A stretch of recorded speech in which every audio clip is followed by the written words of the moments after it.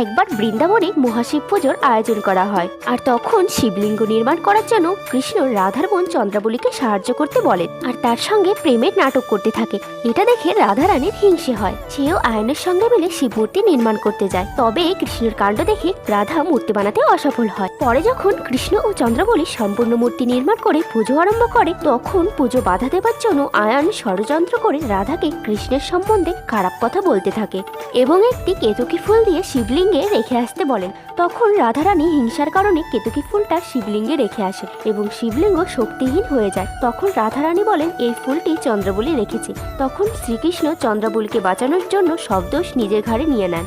তখন আয়নের পিতা বলেন শিবের শক্তি পুনরায় স্থাপন করার জন্য শ্রীকৃষ্ণকে জলের মধ্যে 100টি ডুব দিয়ে মাটি এনে মহাদেবের মূর্তি নির্মাণ করতে হবে। শ্রীকৃষ্ণ যমুনার জলে গেলে যমুনার ভয়ঙ্কর রূপ দেখা দেয়। তখন শ্রীকৃষ্ণের কষ্ট দেখে রাধারানী নিজের দোষ স্বীকার করে নেন। রাধে।